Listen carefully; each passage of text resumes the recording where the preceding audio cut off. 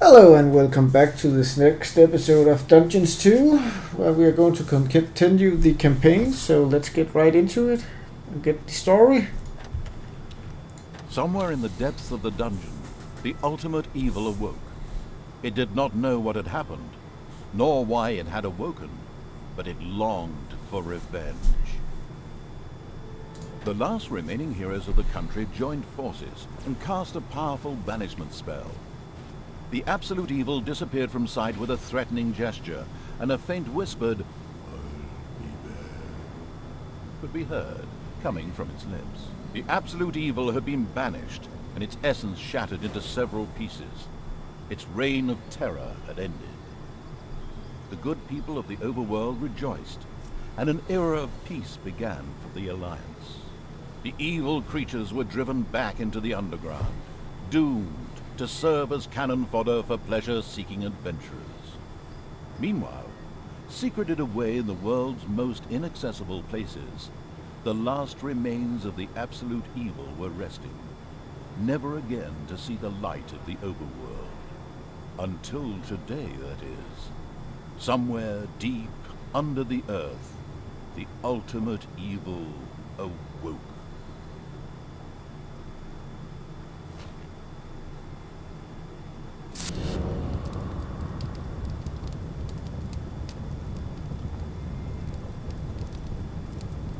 And the Hand of Terror arose, controlled by the ultimate evil. Come on, Hand of Terror, arise, damn you! Methinks that exploring the surrounding area would be a sensible strategy. However, to do this, light would be required. Still not bright enough. An old throne room was revealed by the light. The circumstances remained a mystery. The Hand of Terror flew through the throne room, following each and every thought the ultimate evil had. After a few flying sessions, the ultimate evil was able to control the hand with ease. The time had come to call forth creatures who were completely devoted to it and would do its dirty work. Little snots were the dregs of each and every dungeon and spent their time taking care of it. The expansion-mad evil hired one snot on the spot.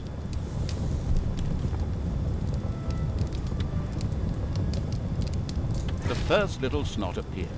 It was completely ready to work in the dungeon and to crawl in the dust before the ultimate evil. Little snots were important to the ultimate evil because they took care of many important little things, such as excavating new areas. The psionically gifted evil could sense the presence of something important that was buried to the south. It instructed its little snots to dig in that direction. As quick as a fart, the little snot made his way to the marked position and began to dig. Behold, the creatures of the overjoyed evil had apparently been much more industrious than it had thought. A great dungeon was revealed behind the wall. Everything was already in place. Doors, traps, a well-filled treasury. Oh wait, treasury? And where, if you please, is this treasury? Oh well. One can't expect too much of these mindless little snots. First of all, some gold had to be dug out to make space for a treasury to be created. The Hand of Terror swiftly marked a few small gold veins so that the little snots could excavate them. As soon as the gold vein was selected, a little snot immediately set out to mine valuable gold for the greedy evil.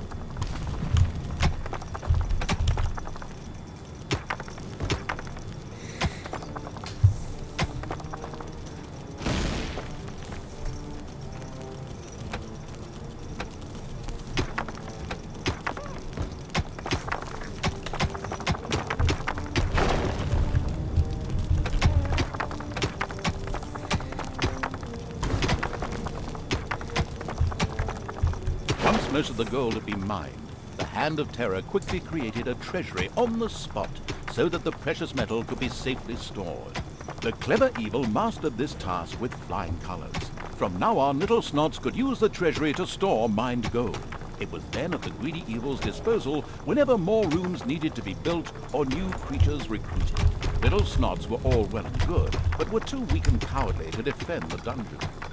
Since it was not able to defend itself, the ultimate evil would have to hire some orcs. But they would require food. Liquid food. Well, beer to be precise. So the next important thing to build was a brewery. And that would require some space to be created. The ultimate evil had a feeling that its servants were not really putting their backs into the work. Might a hearty slap from the hand of terror change that? The sadistic evil encouraged its creature to work a little faster, with a friendly but not at all gentle slap.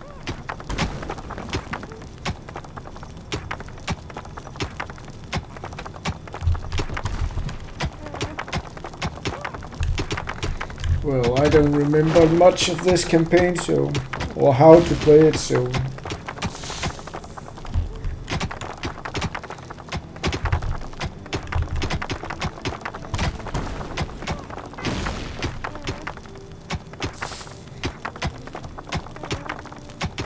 Mana, gold.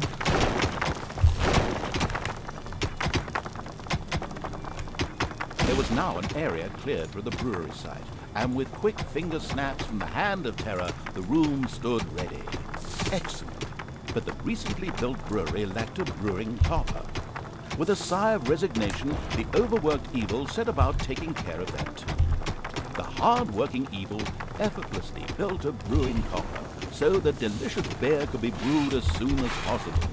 One of the little snots started working on the brewing copper. The nostalgic evil banished all thoughts of Oktoberfest and brass bands. Those would have to wait. More important tasks had to be completed first. Both beer and gold were now available in the dungeon, so it was time to hire some creatures to defend against greedy heroes or whatever else snuck around underground. At present, it was only simple orcs declaring undying loyalty to the ultimate evil. The rest of the horde was scattered to the winds.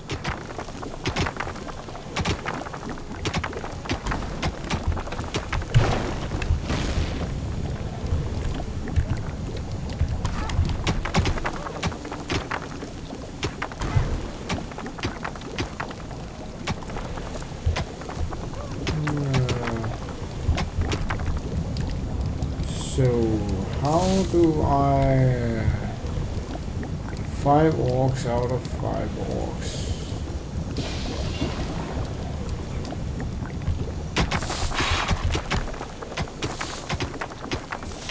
Dungeon household, room, there's nothing there, brewery. Fill, no, this can't be that, and it can't be demolitions.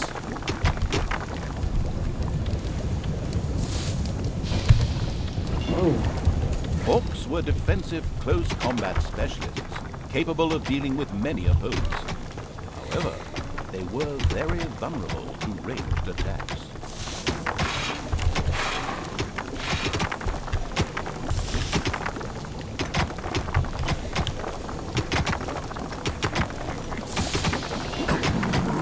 Payday! An eerie gong rang through the hall. It did not bode well for the ultimate evil's treasury stocks, for at each sounding of the gong, the creatures would collect their undeserved wages. However, there was little it could do about this, as it was chained to the throne. Thus, it had to give free rein to its servants' desires, for the time being at least.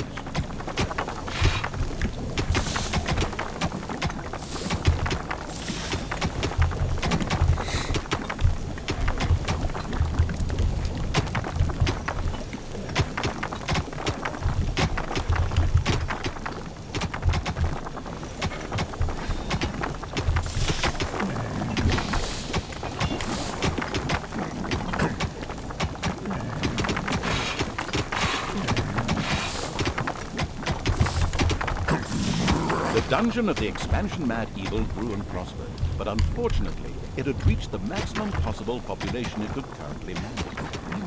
Our creature would have to be thrown into the bottomless pit before any others could be brought in. One louse-infested orc crawled up from the depths and declared allegiance to the ultimate evil. The first step towards the creation of a powerful army had been taken. The profound evil had had enough of dungeon sightseeing and now wanted to move to the surface to try a dish that is best served cold. Revenge. Some Alliance members were bound to be guarding the entrance to the overworld. A fine appetite for a vengeful eat. The creature disappeared into the pit of uselessness with a long, drawn, and gradually diminishing. This particular act of wickedness brought a smile to the face of the ultimate evil.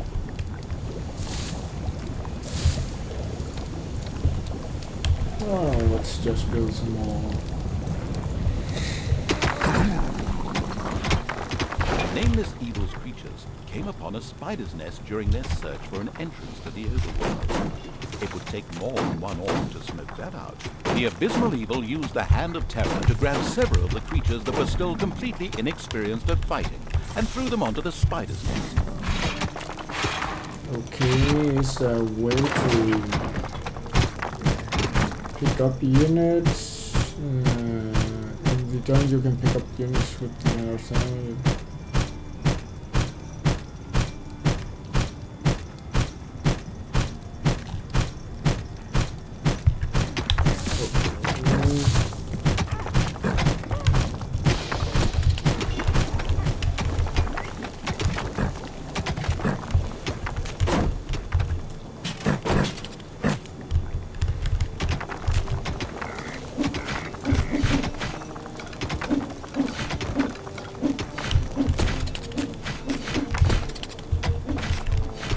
The spiders dropped like flies. The strategically well-versed evil patted itself on the back, proud that it had led its troops into battle with such aplomb. And by led, I just simply mean chucking them at the enemy. The basics of a dungeon were now in place. However, the brewery was puny and didn't really have room to store beer barrels in, and the treasury was also anything but impressive in size. Quickly, the expansion-hungry evil set out to enlarge its dungeon.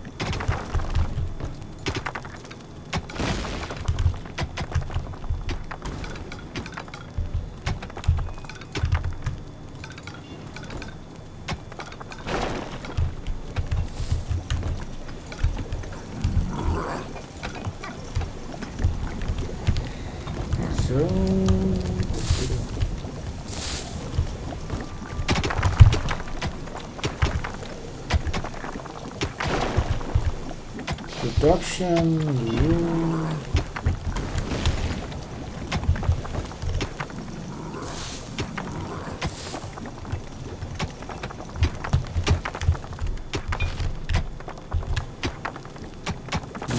discover regeneration rate.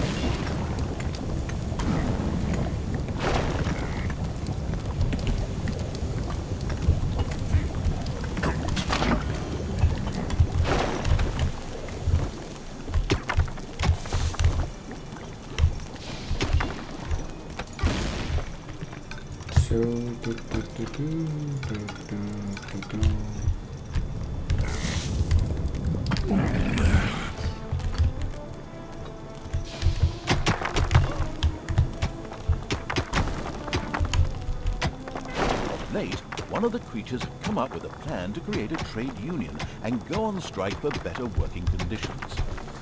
Once he remembered exactly what the ultimate evil would do to him, the idea... The evil has awoken, but its brothers are still asleep. Huh? What on earth was that? That's not in my script. What a weirdo. No matter. We'd better get back to concentrating on the dungeon.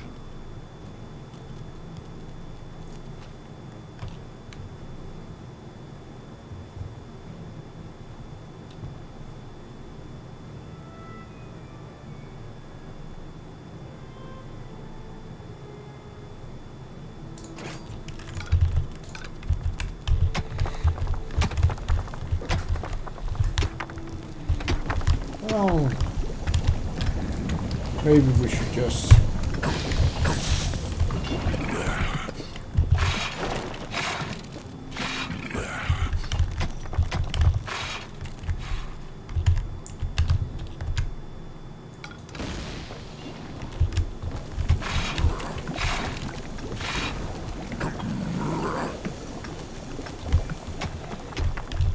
expand your brewery. You can do that.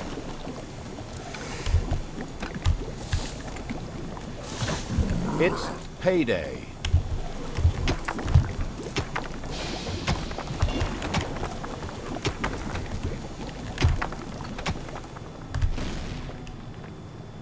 Toolboxes, beer. Oh.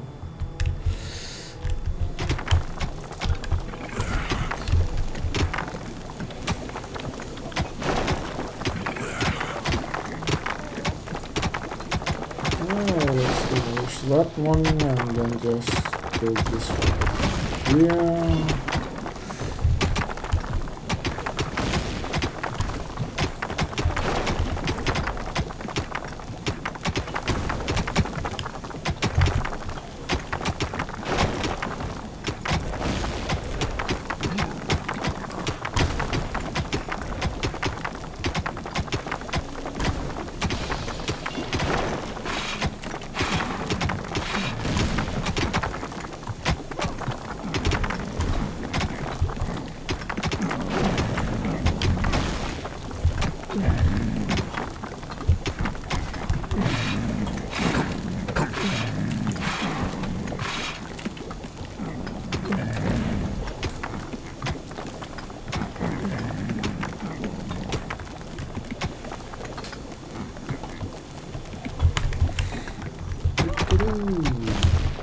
The little snots came across a small room containing a healing potion whilst pointlessly digging around in the underground. A huge monstrosity loomed out of the darkness on 8 legs. This dungeon's human guards had been ancient history for a long while. Now it was home to a huge spider and her brood. Would Sam and Frodo escape it and continue their journey to Mount Doom, or was this the end of the ring bearer? Hang on a minute, that's not the right text. Where were we? Oh yes, a huge spider, henceforth called the Spider Queen. It would be necessary to eliminate the Spider Queen before the Horde could reach the surface. The Spider Queen sent forth a wave of her children. Of course, the ultimate evil was fully aware of this danger and immediately prepared to defend itself against them. That's what I heard.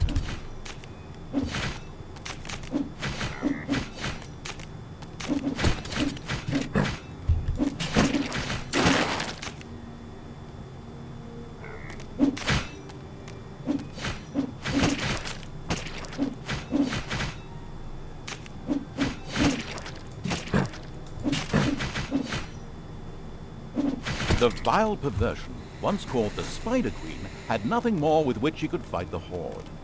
Later, the sensitive evil would have her innards made into a lava lamp. The way to the surface was open. Now it was time to put those vengeance plans into practice. The vile evil wanted to take this opportunity to utter a really sinister laugh. But unfortunately, its physical state made this unviable. Instead, it asked the narrator to do a bit of sinister laughter on its behalf. Oh well, here goes. Deep breath.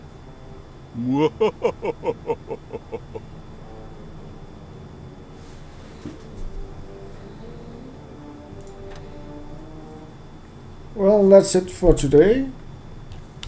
See you guys next time.